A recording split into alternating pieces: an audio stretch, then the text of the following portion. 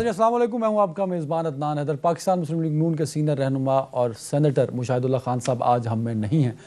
उनके दर्जात अल्लाह बुलंद फरमाए, उनके लिए बहुत सारी दुआएं हैं, क्योंकि हमें याद है कि सेनेट के इलेक्शन में जब भी हम नेशनल असम्बली की गैलरी में बैठे होते थे और उधर से माइक मुशाहिदुल्लाह साहब को मिलता था तो हम सारी गैलरी वहाँ से मूव आउट होकर सेनेट में चले जाते थे और उनकी तकरीर को बड़े गौर से सुनते थे।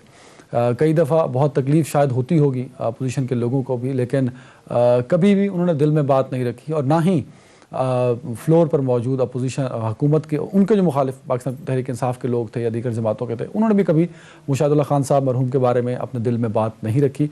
बहुत सारी दुआएं, अल्लाह उनके दर्जात बुलंद फरमाए। और पाकिस्तानी सियासत में एक अहम बाब आज बंद हो गया।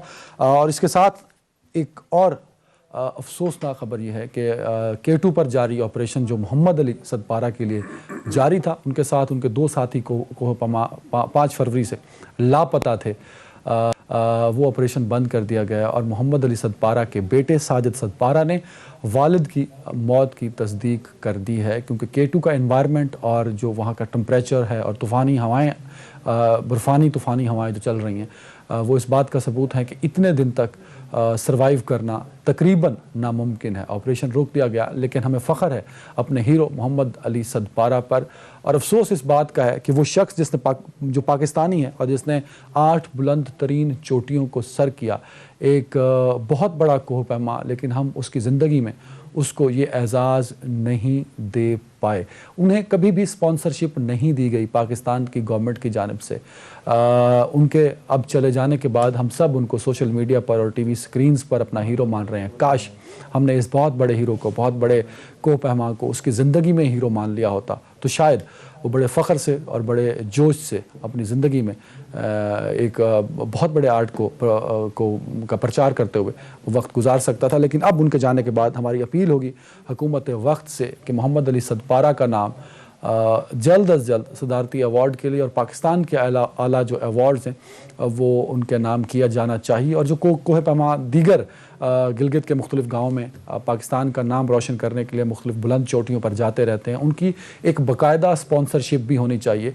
पाकिस्तान वाहिद मुल्क है जहाँ एक स्पोर्ट्समैन को वज़ीर आज़म बनाया गया है, तो हम उम्मीद करते हैं कि इमरान खान साहब खेलों पर ख़ास तौर पर तवज्जो देंगे और कोह पैमा मोहम्मद अली सदपारा के लिए खसूसी अवार्ड का ऐलान भी करेंगे और दीगर कोह पैमाओं की ज़िंदगियों के लिए और उनको फैसिलिटेट करने के लिए भी गवर्नमेंट इकदाम करेगी। मुझे ज्वाइन किया एतजाज़ अहसन साहब ने। पैनल पर जाने से पहले एतजाज़ अहसन साहब की जानिब बढ़ना चाहूँगा। एतजाज़ साहब, बहुत शुक्रिया सर वक्त देने के लिए। सर, मैं जसारत नहीं कर सकता कि आपसे कानूनी सवाल पूछ सकूँ, लेकिन मेरी ख्वाहिश है कि जो सुप्रीम कोर्ट में समाअत चल रही है सर सेनेट इलेक्शन को लेके, आपके ख्याल में क्या सेनेट इंतखाबात में खुफिया बैलेटिंग और ओपन बैलेटिंग का जो कॉन्सेप्ट है, इसमें कौन सा ज़्यादा मौसर है और कानून में किस हद तक गुंजाइश है, ज़रा बता दीजिए सर। कानून में बजाय तो गुंजाइश ऐसी कोई नहीं है। आर्टिकल 226 जो है वो बिल्कुल वाज़ेह है, क्लियर है। All election under the constitution have to be by secret ballot, मासवाए चीफ मिनिस्टर और प्राइम मिनिस्टर के जी। तो ये तो ओपन एंड शट आर्टिकल है। अब सुप्रीम कोर्ट को जो परेशानी लगती है जजेस को कि ये तो वाकया है कि बड़े पैसे चलते हैं, बड़े चले हैं जी, माजी में भी चले हैं और करोड़ों में चलते थे, अब कहते हैं अरबों में चल रहे हैं। तो वो किस तरह इसको बावर करें कि ये इलेक्शन अंडर दी कॉन्स्टिट्यूशन है। और ये आर्गुमेंट जो अटॉर्नी जनरल पेश कर रहे हैं जी, वो उस पर ज्यादा तवज्जो है कि एक तो ये इलेक्शन है, अगर पैसे लग जाए तो क्या वो इलेक्शन रहता है कि नहीं, अगर फैसला ही सिर्फ पैसे पे हो रहा हो। और दूसरा, क्या ये under the election, under the constitution election है कि नहीं। इन दो पॉइंट्स को लेकर सुप्रीम कोर्ट का कुछ आर्किटेक्चर में बगैर आर्किटेक्चर को तब्दील किए उसके इस्तेमाल को तब्दील करना चाह रहे हैं जी। और मतलब है इसमें कोई जो माजी के तजर्बात है उनसे कुछ हमें कोई हौसला अफजाई हमारी इतनी नहीं होती। जो जिस तरह होता रहा है, एक साथ थे वो बाप बेटा और भाई, 3 इलेक्ट हो गए थे सेनेट में सिर्फ पैसे के जोर पे। और इस तरह ये मतलब एक सब जानते हैं। सर तो पॉसिबल कैसे है एतजाज साहब? आज एक बात हुई कि ट्रेसेबल वोट होना चाहिए, क्या वो मुमकिन है कि ट्रेसेबल वोट सेनेट के लिए अगर डाल दिया जाए तो हॉर्स ट्रेडिंग को रोका जा सकता है? अगर खुफिया रायशुमारी ही रहे एज पर कॉन्स्टिट्यूशन तो हॉर्स ट्रेडिंग रुकना नामुमकिन सी बात है। तो क्या हॉर्स ट्रेडिंग में बहुत बड़ी रुकावट है पाकिस्तान का आइन खुद? ये आइन तो क्लियर है, आइन तो कहता है कि सीक्रेट बैलेट होना चाहिए। अब उसको आप कहें कि ये इलेक्शन ही नहीं है, या इलेक्शन अंडर दी कॉन्स्टिट्यूशन नहीं है, या जिसमें पैसा माल बहुत लग गया है वो इलेक्शन नहीं रहती, वो कोई वोट और मतलब है उसकी ऑनेस्ट डिस्क्रेशन नहीं है वोटर की, उसकी जो क्या कहना चाहिए ईमानदाराना वो स्वाबदीद नहीं है, और स्वाबदीद का इस्तेमाल नहीं है ईमानदाराना तौर पे। तो ये एक कहा जा रहा है। बहरहाल चेयरमैन बिलावल हमारी जमात की तरफ से तो आज उन्होंने कह दिया है कि जैसा भी इलेक्शन हो हम इंशाल्लाह टफ टाइम में। अच्छा सर, जीतेंगे भी। जो एक मिसाक जमहूरियत हुआ था पीपल्स पार्टी और नून लीग के बीच में, उसमें भी एक शिक डाली गई थी जिसमें ओपन बैलेटिंग की बात हुई थी ताकि सेंट्रल इलेक्शन को साफ और शफाफ बनाया जा सके। तो अब वजह क्या है कि पीपल्स पार्टी और नून लीग दोनों ही रजिस्ट कर रही हैं पीटीआई की कि इस ऑप्शन को कि ओपन बैलेटिंग होनी चाहिए? इसलिए तो मामला सर लटक गया है, मामला डिले का शिकार हो गया क्योंकि तमाम जमातों का कंसेंसस नहीं हो सका ना सर। इसमें ये है कि एक्चुअली दरअसल हकीकत सीओडी की जो का मंशा था, मई 2006 को और 18वीं तरमीम आई है 20 अप्रैल 2010 को। तो 18वीं तरमीम में इसकी गुंजाइश इसकी वो रख लेनी चाहिए थी। और बुनियादी तौर पे ये दो जमातें बड़ी जमातें थी और 2/3 अक्सरियत इन्हीं के पास थी, मुस्लिम लीग नवाज और पीपल्स पार्टी मिलके। उसमें तो पीटीआई भी नहीं थी जी। तो इनको वो ये चाहिए तो था, वहां से किसी वजह से ये उस वक्त नहीं हुआ। और बाद में फिर आपस में बामी तौर पे हमारे तो ताल्लुकात ऐसे रहे कि हम गवर्नमेंट में थे तो मियां मोहम्मद नवाज शरीफ सुप्रीम कोर्ट में काला कोट पहन के चले गए थे कि इसको जरदारी साहब पे गद्दारी का मुकदमा चलाओ, और इन्होंने ये लेटर लिखवा दिया chairman joint chief of staff America के chairman joint chief of staff Malik को जी, तो इन पे गद्दारी का मुकदमा चलाया जाए।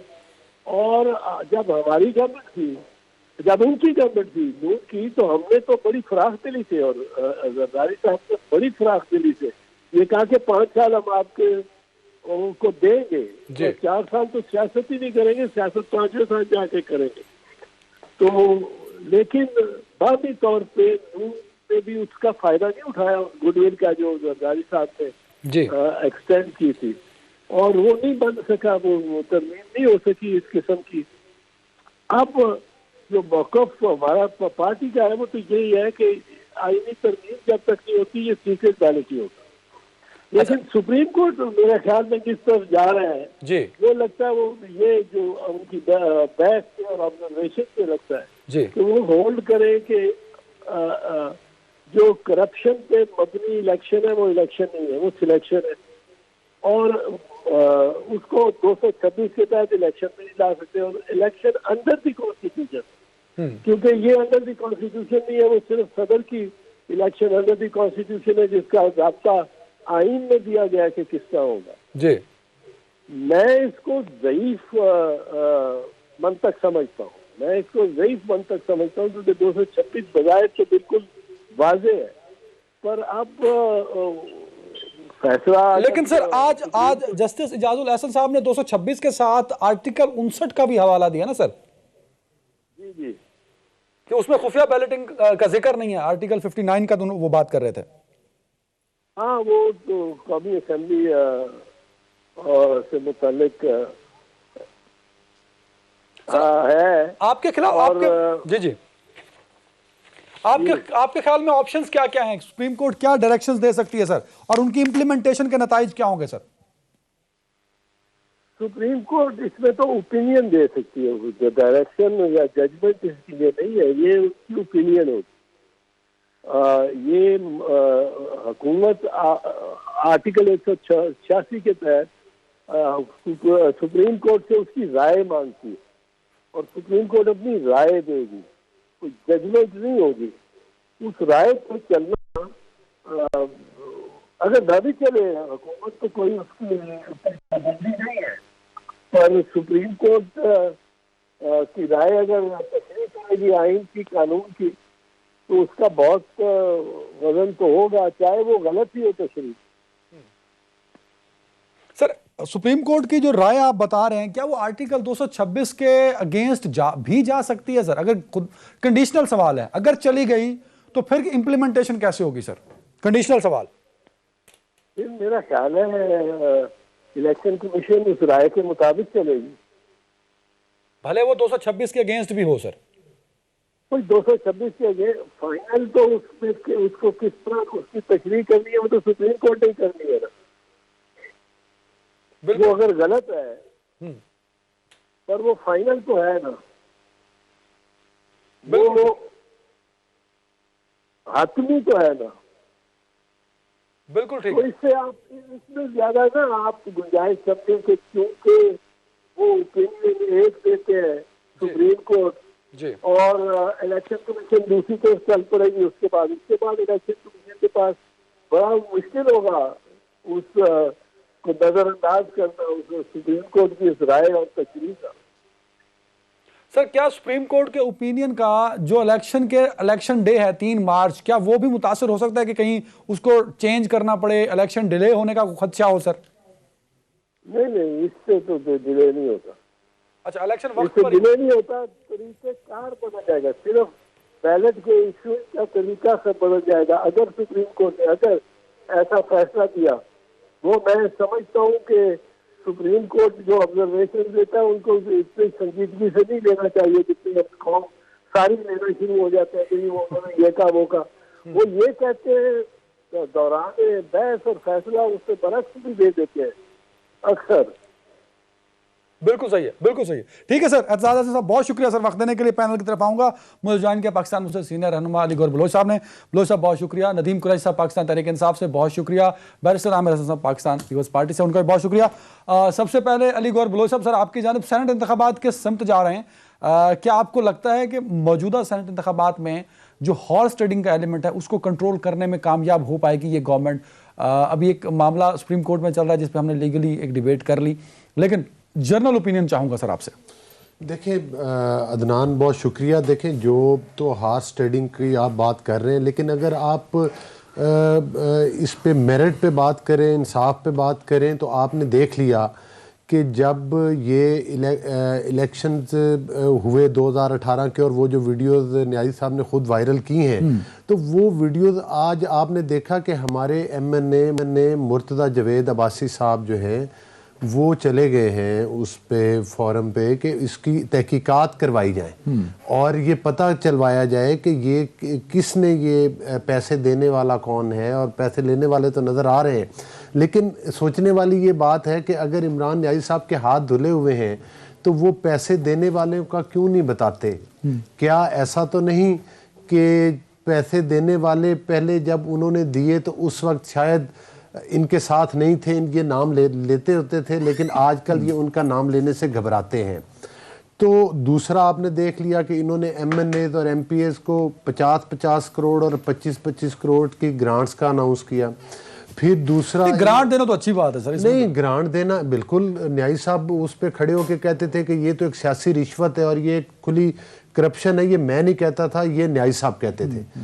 तो गुजारिश ये है कि न्याजी साहब को इस बात पर जो है मतलब है कि वो आज 50-50 करोड़ की ग्रांट्स, वो उस वक्त के जब सेनेट इलेक्शन आपने देखा कि वो सेनेट इलेक्शन मतलब अनाउंस हो चुका है, तो उस वक्त देना तो ये तो खुली धांधली है।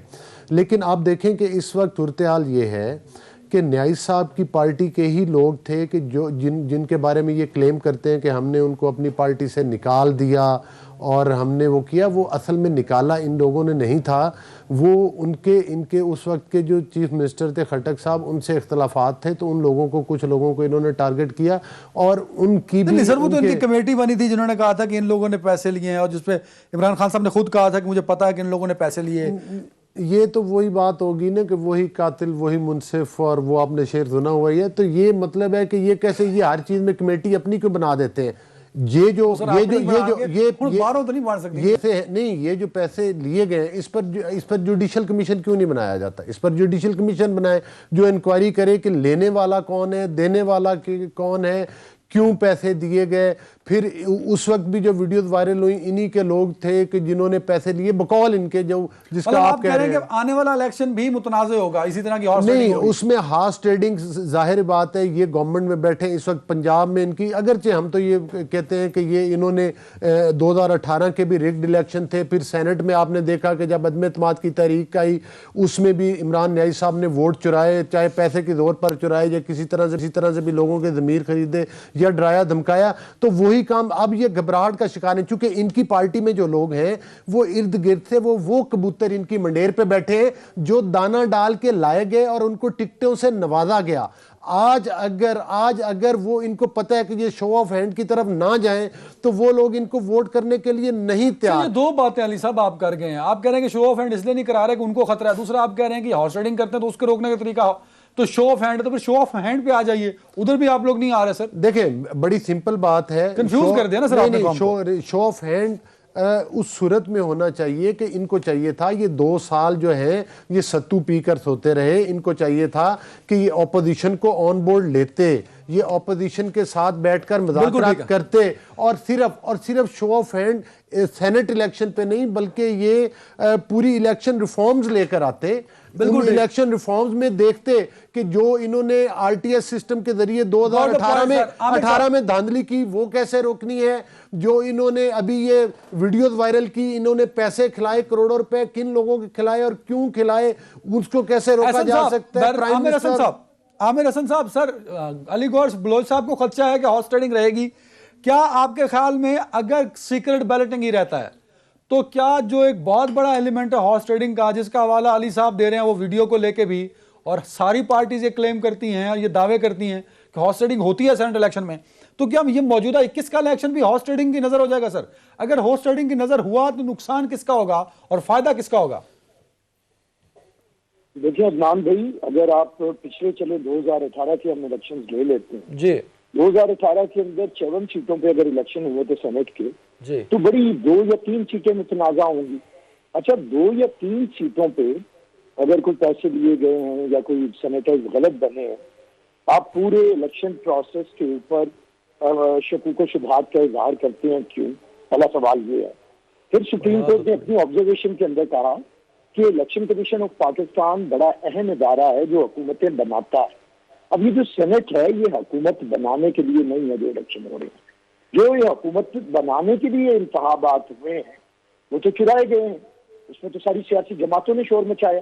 2013 में इमरान खान शोर मचाते रहे, 2018 में हम शोर मचा रहे हैं। तो सुप्रीम कोर्ट ऑफ पाकिस्तान ने 1990 में एक फैसला किया था असगर खान, 1990 के इंतखाबात का असगर खान केस में, और उन्होंने कहा कि पैसा एजेंसियों ने चलाया, जो सियासी जमातों को तोड़ा, रास्ता रोका, उसके ऊपर कौन सा मामला आया। तो इसका मतलब है कि मामला इंतखाबात को फेयर बनाने का नहीं है। इस वक्त एक गैर जरूरी बहस को छेड़ा गया है। 1 या 2 सीटों के लिए आपने पूरे निजाम को यरगमाल बनाने की कोशिश की है, और वो सवालात उठाए जा रहे हैं जो गैर अहम और गैर मंतकी हैं। और मैं समझता हूँ इस वक्त इलेक्शन कमीशन ऑफ पाकिस्तान को कटहरे के अंदर खड़े करने का मकसद है कि आईनी तौर पे उसे आजादाना काम करने नहीं, आमिर भाई कथा कलामी की माफी सर, ब्रेक का बार बार कहा जा रहा है, लेकिन ये क्लियर कर दें सर। मुझे तो लगता है पीटीआई ने जो मुतालबा किया है, ये आप लोग तो आज से 14 साल पहले मिसाक जमहूरियत की शक्ल में आप लोगों ने किया था मुतालबा, आपका मुतालबा किया, तो ये किस तरह कटहरे में खड़ा करना हो गया, गैर आईनी हो गया? मेरी बात सुनने, जो हमारे मुतालबात हैं वो इलेक्टोरल रिफॉर्म्स की सूरत में मौजूद हैं। हम लोग ये नहीं करते कि 100 मुतालबात हैं या 100 पॉइंट्स हैं निज़ाम को ठीक करने के, तो 99 साइड पे रख दें और जो हमें सूट करें वो निकाल के ले आए और उस पर बातचीत शुरू कर दें। चार्टर ऑफ डेमोक्रेसी के अंदर पूरे मुतालबात दूसरे हैं और ये हुकूमत ने माना था हुकूमत में आने से पहले, और पीछे 2013 में भी इनके कोई इलेक्टोरल रिफॉर्म्स का वादा था जिसकी तरफ ये नहीं गए। मेरा सवाल ये है कि जब सेनेट का चेयरमैन बना 14 लोग खरीदे गए, 64 लोग हमारे साथ थाने में थे, 64 लोग खड़े हुए हमारे हक में जब करारदाद पेश हुई सेनेट चेयरमैन। सर वो खरीदारी कैसे रुक सकती थी आमिर साहब, यही तो बहस हो रही है सर। पूरी करने दे। नहीं वो खरीदारी कैसे रुक सकती है ना सर। मेरी बात सुनने, मेरी बात सुनने। 50 लोगों के वोट निकले, उस वक्त तो कोई सुओ मोटो नहीं हुआ। आपने चुरा लिया एक इलेक्शन प्रोसेस, 14 सेनेटर आपने खरीद लिए, डरा दिए, धमका दिए, कोई नहीं बोला। अच्छा वो प्रोसेस जिसमें 1-2 सेनेटर्स की खराबी की कोई कोशिश हो सकती है, उस पे करके आप पूरे निजाम को मुर्दे इल्जाम क्यों ठहरा रहे हैं? मेरा ये कहने का मकसद ये है, पीपल्स पार्टी ये कहती है कि आप आइन की किसी शिक को अपनी मर्जी के मुताबिक मोल्ड नहीं कर सकते।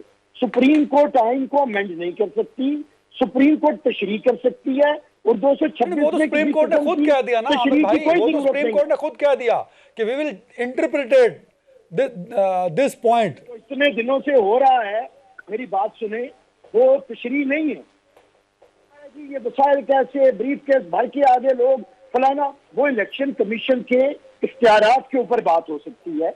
वो इलेक्शन कमीशन को उसके इख्तियारात इस्तेमाल करने। एक ब्रेक पे जा रहा हूं, जल्दी से ब्रेक ले लो ऐसा।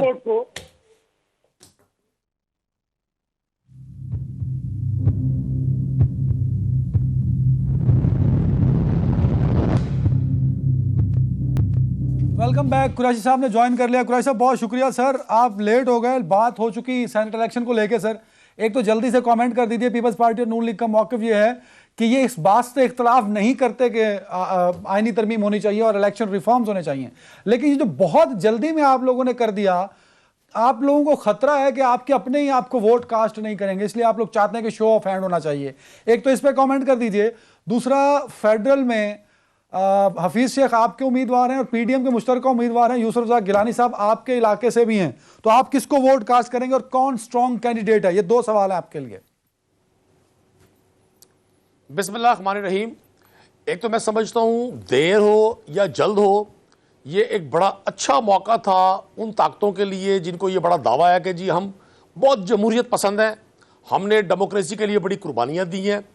मैं समझता हूं तमाम पॉलिटिकल जमातों को आज ज़रूरत है इस बात की कि जैसे मुआशरे के बाकी तबकों में बड़ी हम आंगी है, नज़रियाती इख्तलाफ होने के बावजूद आप ट्रेडर्स को देखें, लॉयर्स को देखें, दीगर तमाम शोबा ज़िंदगी को देखें, पाकिस्तान में हम वो बदनसीब लोग हैं कि हमने एक टारगेट किया हुआ है पॉलिटिकल लोगों ने कि हमने एक दूसरे की उस सही बात को भी सही नहीं कहना जिसको हमारा ज़मीर, हमारा दिल, हमारा जहन, हमारा तजर्बा कहता हो ये ठीक है। चूँकि हमारी ट्रेनिंग जिस माहौल में है, हमें एक दूसरे से इस तरह नबर्द आजमा रहने के लिए तैयार किया जाता है, हालांकि ये पॉलिटिकल एलिट सारी एक है। अभी आप देखें, अभी आपने फरमाया कि जी इस्लामाबाद का इलेक्शन, यूसुफ रज़ाक गिलानी साहब मेरे शहर से है, बल्कि मैं उसी हल्के से रुकने असम्बली हूँ, हमें ज़ाती तौर पर एक दूसरे का बड़ा एहतराम है, सादात हैं, बुजुर्ग हैं, लेकिन मैं आज भी समझता हूँ कि उनके साथ अब फिर हाथ हुआ, जैसे उनके साथ उस ज़माने में हाथ हुआ जरदारी साहब ने किया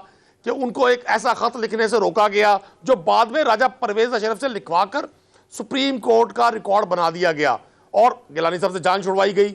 आज फिर गिलानी साहब को उस मैदान में झोंका गया है कि जहां भले वो जितना मर्जी आप स्टैटिस्टिक्स पे बात करें कि जी उनकी फला अजीजदारी है, उनके फला लिंक्स हैं, लोग ज़ाती तौर पर एहतराम बड़ा करते हैं, लेकिन अब 3 मार्च को देखेंगे कि हफीज शेख साहब बड़ी अक्सरियत से इस्लामाबाद से बड़ी की सर 10-12 की अक्सरियत है, बड़ी जो मेरे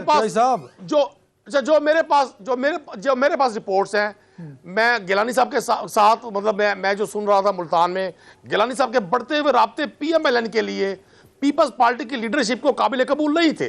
पिछले 4-6 माह में गिलानी ख़ानदान के बहुत ज़्यादा ताल्लुकात बड़े पीएमएलएन के साथ और बहुत सारी जगह ये चीज़ें सीना गजट मुंतकिल हुई कि शायद वो 2023 का इलेक्शन नून लीग से लड़ने जा रहे हैं और साउथ पंजाब में गिलानी साहब के बाद पीपल्स पार्टी के पास कोई बड़ी कद्दावर शख्सियत नहीं रहेगी अगर ऐसा हो जाता है जो हमने सुना। मेरे पास इसके शवाहिद नहीं है, लेकिन मुल्तान के जितने इंटेलेक्चुअल्स हैं, साउथ पंजाब के जितने दानिशवर हैं, वो बड़े बरबला इस बात का इजहार कर रहे होते हैं।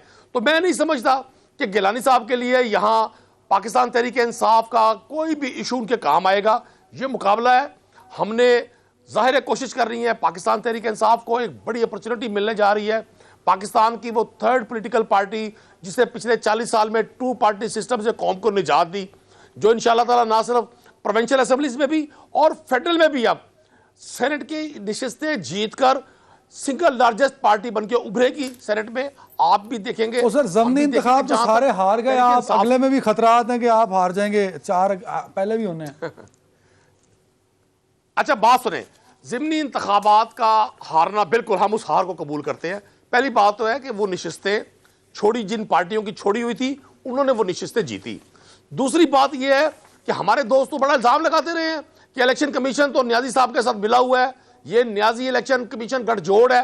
अब इस जीत पर बगले बजाते हुए बगले ना बजाएं सर, मैं एक स्टैट रखता हूं आपके सामने। तीन तरह का राय का इजहार करते हैं।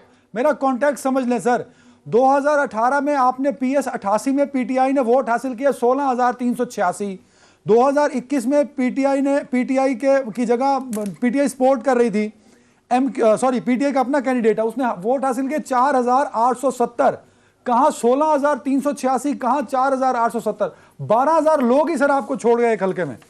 PS 52 में पीपल्स आपने हासिल किए GDA में। आपने मेरे पास सारे नंबर है सर, हजारों लोग वोटर छोड़ गए आपको। जी बिल्कुल बिल्कुल। देखिए मैं इसको छोड़ना नहीं कहूंगा। ज़िमनी इंतखाब में अमूमी तौर पे लोगों को पता होता है कि प्रोविंशियल की सीट है, प्रोविंशियल की गवर्नमेंट पीपल्स पार्टी की है, इन्होंने ये सीट जीत जानी है। हमने देखना ये है कि पीपल्स पार्टी का वो कैंडिडेट जिसने पिछली बार 2018 के जनरल इलेक्शन में कितने वोट लिए थे, तो क्या उनके वोट में वो डबल हो गए? ऐसा कतई नहीं हुआ। उनका भी वो कास्टिंग वोट जो 2018 में उनको मिला था उससे वोट कम हुए हैं। ये नेचुरल है कि ज़िमनी इलेक्शन में टर्नआउट लो होता है, लोगों को पता होता है कि इधर जीतने वाली साइड नहीं है, जो शख्स इलेक्शन जीतने जा रहा है लोगों का रुझान उस साइड पे होता है। हो रहा तो ये चाहिए था कि पीपल्स पार्टी का कैंडिडेट या आमिर हसन साहब नई तारीख रकम करने जा रही है पाकिस्तान तहरीक इंसाफ। कुरैशी साहब का ये मानना है, साथ में गिलानी साहब के हवाले से उनके तहफ़्फ़ुज़ात ये हैं कि गिलानी साहब से खाइफ थी पीपल्स पार्टी तो इसलिए उन्होंने पीपल्स पार्टी ने उनको सेनेट का इलेक्शन लड़ा के उनको बदनाम करने की कोशिश की है। कुरैशी साहब मेरा कॉन्टेक्स्ट गलत हो तो रोक दीजिएगा। मैं कुरैशी साहब के जज्बात की कदर करता हूँ। यही जज्बात तमाम सराइकी वसीयत के हैं कि ये लीडर मानते हैं सैयद यूसुफ रजा गिलानी को इंशाल्लाह, और इन्होंने बताया चले भाई हमने हाथ कर दिया था उन्हें वज़ीर आज़म बना के। इंशाल्लाह ताला इस दफा पीटीआई के सराइकी जनूबी पंजाब से सारे लोग सैयद यूसुफ रजा गिलानी को वोट करेंगे, क्योंकि ये उनकी जिम्मेदारी भी है और एक मुकाबला है सियासी वर्कर्स का, सियासी लीडर्स का, सियासी यतीमों के साथ। लेकिन ना हफीज शेख बेचारे कहाँ से आए, कहाँ रहेंगे और कहाँ जाएंगे आपको भी पता है। ऐसे लोग किराए पे मिलते हैं, हमने भी थोड़ी देर किराए पे रखे थे, आजकल इन्होंने भी किराए पे रखे हुए हैं। मैं नहीं समझता कि ये अपनी इज्जत सादात पीटीआई के पॉलिटिकल लोग एक सियासी यतीम के लिए और एक सियासी पपेट के लिए और IMF के नुमाइंदे के लिए अपनी सारी इज्जत सादात खोएंगे। और ये वक्त है खड़े होने का और ये खड़े होंगे।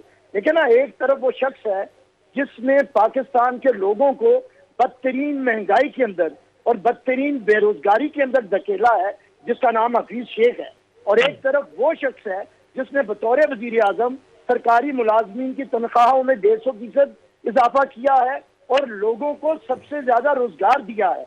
तो ये तो बड़ा सीधा सीधा मुकाबला है। तो कुरैशी साहब का ऊपर वोट नहीं है कौमी असम्बली में, लेकिन मुझे उम्मीद है कि ये भरपूर कैंपेन चलाएंगे। जितना इन्होंने एहतराम किया है यूसुफ रजा गिलानी साहब के लिए, इन्होंने इतने अल्फाज बयान किए हैं कि वो एक जबरदस्त शख्स हैं, जबरदस्त पॉलिटिकल विजडम रखते हैं। तो आप छोड़ दें, वजीर आजम हमने बनाया था, हमने फिर उम्मीदवार बनाया है, और ये कोई सीट के लिए नहीं लड़े गिलानी साहब वजीर आजम रह चुके हैं, कौमी असम्बली के स्पीकर रह चुके हैं।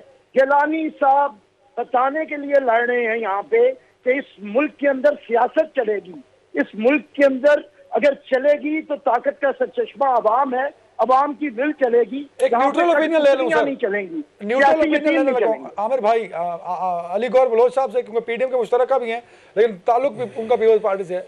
अली गौर बलोच साहब, हफीज शेख और गिलानी साहब को अगर आप सामने रखते हैं और उन दोनों को कैटेगराइज करते हैं, कहाँ देखते हैं आप दोनों को? मैं ये कहता हूँ कि इस इलेक्शन से पहले ना, मैं बैरिस्टर साहब की बात से इत्तेफाक करता हूँ और मैं भी शुक्रिया अदा करता हूँ नदीम साहब को आवाज दो, एहसन आवाज नहीं जा रही नदीम मैं भी शुक्रिया अदा करता हूँ कुरैशी साहब का कि उन्होंने गिलानी साहब के बारे में, चूँकि वो उनके डिस्ट्रिक्ट के डिवीजन के अच्छे जज्बात का इजहार किया है।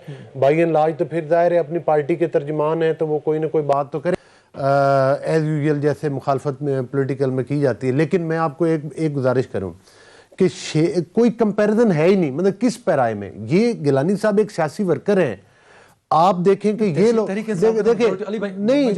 नहीं देखें, मेजॉरिटी तहरीक इंसाफ की मेजॉरिटी नहीं है, मेजॉरिटी उन पर नहीं जो उन परिंदों की है जिनको दाना डाला गया और इस मंडेर पर लाकर 2018 में बिठाया गया, उनको जेली वोट डाल के MNAs MPs बनाया गया। आज अगर अक्सरियत है, आज वो लोग, आज देखिए, आज आमिर लियाकत ने क्या बयान दिया, 5-6 लोग पंजाब असम्बली में उन्होंने जो इनकी पार्टी के वो ग्रुप बना के बैठे, उन्होंने क्या ऐलान किया। आप नेशनल असेंबली से है ना, तो आप नेशनल असेंबली की साइकी को समझते हैं, लोग कोलीग्स को जानते होंगे। नेशनल असेंबली में पीटीआई की मेजॉरिटी है सर। मैं एक बात करता हूं, यूसुफ रजा गिलानी साहब मुल्तान में रहते हैं, ठीक है, मुझे उनके गली का भी पता है, मोहल्ले का भी पता है। कुरैशी साहब बैठे हैं प्रोग्राम में, मैं इनको चैलेंज करता हूं, वो उसके हफीज साहब के घर का एड्रेस मुझे प्रोग्राम में बता दे, मैं प्रोग्राम में ऐलान करता हूं, मैं वोट उसको दे दूंगा। घर का एड्रेस बता, इधर बताएं, बोले चैलेंज एड्रेस बताएं। कुरैशी साहब को आवाज जा रही है भाई, उनके घर का एड्रेस बताएं, या मैं गिलानी साहब का बताता हूं, ये ऐलान करे कि उसको वोट देंगे। कुरैशी साहब नहीं बोल रहे भाई, कुरैशी साहब को आवाज दे दो। एहसन साहब, हर अहम मौके पे आपकी टेक्निकल मसला आ जाता है यार। एहसन साहब, आवाज जा रही है कुरैशी साहब को?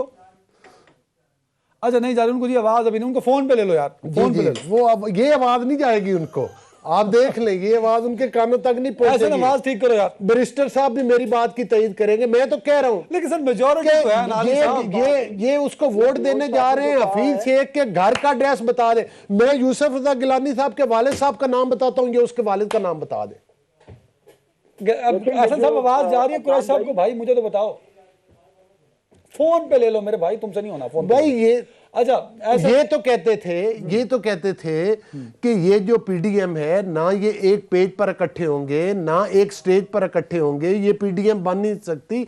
आज इनके पेट में मरोड़ उठते हैं, आज इनके दिल घबराते हैं, आज इनकी टांगें कांपती हैं देख के कि ये हो क्या गया है और हो रहा क्या है। ये भी आज पीडीएम की तमाम जमातें, आप बताएं, एक प्लेटफॉर्म पे इकट्ठे हैं कि नहीं? यूसुफ रजा गिलानी साहब हमारी उस यूनिटी का मुंह बोलता सबूत है कि जहां पर नून लीग ने कुर्बानी देकर पीपल्स पार्टी के उम्मीदवार को बनाया, और सिर्फ इधर नहीं बनाया। नून लीग देगी गिलानी साहब को वोट 100%, आधी पीटीआई भी देगी। आप नून लीग की बात करते आमिर हसन साहब, देखिए, ये जो बलोच साहब जिन जज्बात का इजहार कर रहे हैं, वो तो कहते हैं आपकी पीटीआई भी देगी वोट सर।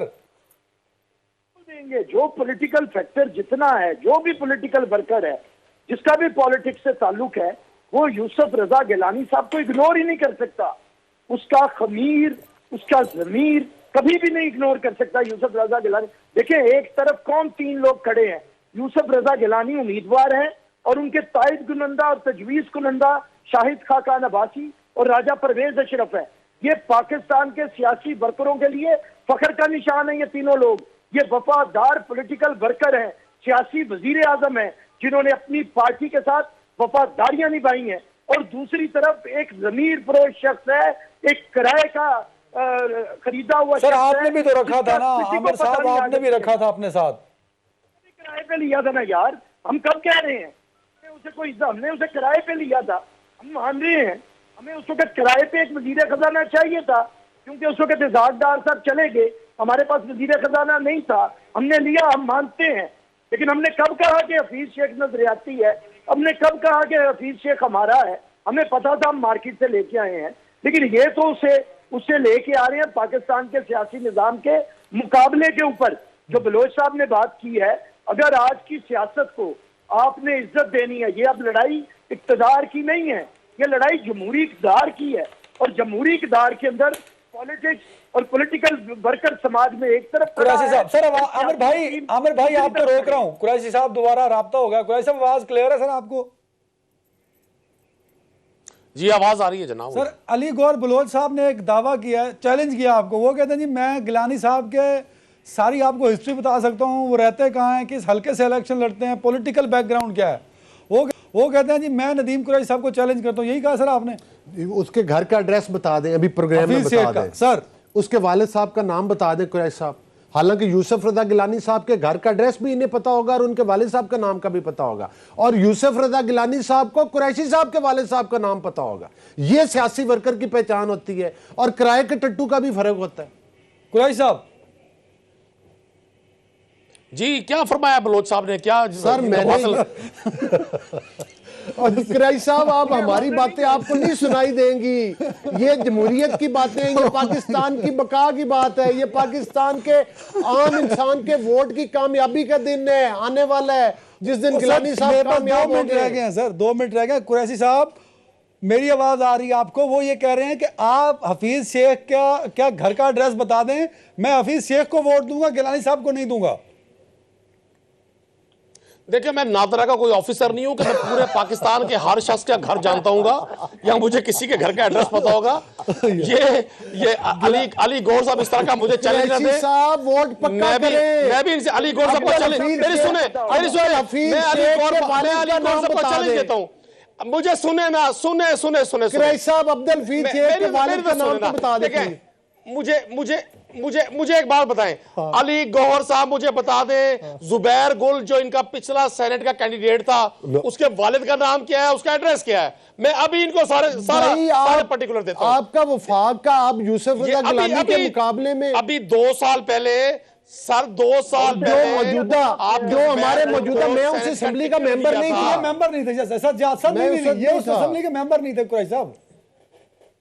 मैं उस मेरे तो भाई मैं भाई इलेक्शन अभी पूछे जिस उम्मीदवार का पूछना है मर्जी के क्वेश्चन मुझसे आपके उम्मीदवारों के पूछे। सर आप रिस्पांस कर रहे थे जी नदीम साहब। नहीं, हमने हफीज शेख साहब को इलेक्शन लड़वाना है, उनकी शादी करनी है मेरे भाई। हमने घर का एड्रेस मालूम कर रहे हैं या उनके कोई निकाह नामे में दस्तखत कर रहे हैं। आपको क्या मैं आपको कर्ज कर दूं 3 मार्च को वोट पक्का इलेक्शन होगा। कुरैशी साहब फिर आप माने ना कि ये किराए का बंदा है, ये तो माने ना, तस्लीम करे। देखें हमें एक दूसरे को एहतराम देना है। नहीं एहतराम आपका एहतराम कर रहे हैं, आप खानदानी बंदे हैं, आप बात सुना मैं सवाल आसान कर देता हूं। किराए के हैं 371 उनके पास सारे किराए के हैं। 371 वो गिल हो, वो शहजाद अकबर 371 एमएनएज हैं। किसी भी शख्स के लिए पॉसिबल नहीं है कि वो हर शख्स के पेरेंटल नेम से वाकिफ हो। अब अली गौहर साहब हमारे दोस्त हैं, मुझे इनका एहतराम है, मुझे इनके घर का एड्रेस मालूम नहीं है। पीटीआई के लिए शर्त पे वोट डलने हैं। हफीज शेख की पॉलिटिकल स्ट्रगल बता दें सर पीटीआई के लिए कि आपने सेनेट का टिकट दे दिया उनको। हफीज शेख साहब की पॉलिटिकल स्ट्रगल ये है कि हफीज शेख साहब अपनी फील्ड के मास्टरमाइंड है। उन्होंने पाकिस्तान से बाहर अपनी मईशत की दुनिया में उनकी अपनी क्रेडिबिलिटी है। कोई क्रेडिबिलिटी नहीं, मईशत पूरा पाकिस्तान भूखा मार गया साहब इतनी जल्दी। देखें अच्छा, एक तो आपकी आवाज मुझे ना, आपकी ऑडियो मुझे बाउंस कर रही है, आपकी आवाज मैं इससे सही तरह आपको समझा नहीं पा रहा। हमें दिखना ये है पाकिस्तान तहरीक इंसाफ ने एक अपना कैंडिडेट पुट किया है। आप सब ने मिलके उस कैंडिडेट को पुट किया कि जिस शख्स के हवाले से आप काला बहुत शुक्रिया।